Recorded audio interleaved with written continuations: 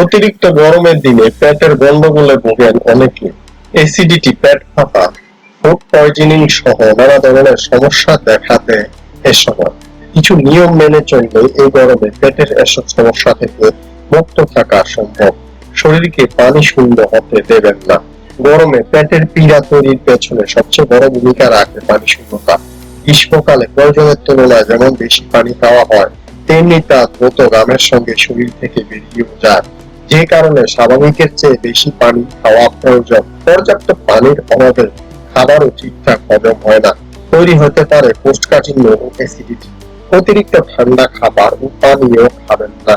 গরমে ঠান্ডা পানি ও খাবারের লোভ সামলানো দায়।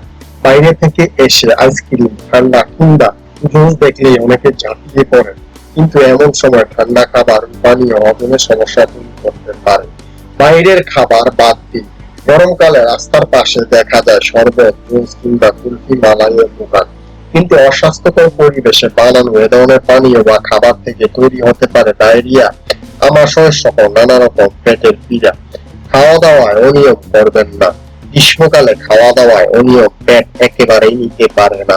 বিশেষ করে কিছুক্ষণ পর পর পানি খাওয়ার ফলে পেট সারাদিন ভরা ভরা লাগে। ধীরে ধীরে তা পরিণত হয় খাবারের অনিয়মে। এ অনিয়ম হতে পারে পেটের পীড়া। সূর্যের তীব্রতা থেকে নিজেকে আড়াল রাখুন। সারা বছর যারা ছোটখাটো পেটের পীড়ায় ভোগেন, গ্রীষ্মকালে তাদের ভোগান্তি আরো বাড়তে পারে। কারণ গ্রীষ্মকালে সূর্যের তীব্র আলো সূর্যের প্রদাহ সৃষ্টি করে। সেই প্রদাহ থেকে পেটের সমস্যা তৈরি হতে পারে। গরমে অসুস্থ থাকার উপায়: পর্যাপ্ত পানি পান। গ্রীষ্মকালে শরীর থেকে প্রচুর পানি বেরিয়ে যায়। এই পানির অভাব পূরণ করতে প্রতিদিন চেষ্টা করতে পানি খান। পানির পরিবর্তে ডাবের পানি, ঘরে তৈরি জুস, লেবুর শরবত খেতে পারেন, তবে কৃত্রিম মিষ্টি থেকে দূরে থাকাই ভালো। মৌসুমী ফল খান। আম, জাম, কাঁঠাল, লিচু থেকে শুরু করে তরমুজ, বেল, বাঙ্গি, পাহাড়ি ফলের মৌসুম গ্রীষ্মকাল।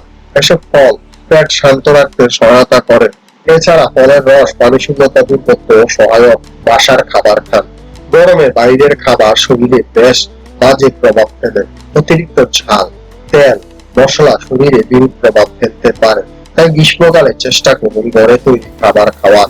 এতে পেটের উপর চাপ কম করবে। ঠান্ডা খেতে চাইলে ঘরের বাইরে থেকে এসেই ঠান্ডা কিছু খাওয়া কখনোই ভালো নয়।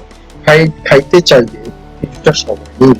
তবে ঠান্ডা খাবার বলতে কেবল আইসক্রিম কিংবা ঠান্ডা পানি নয়।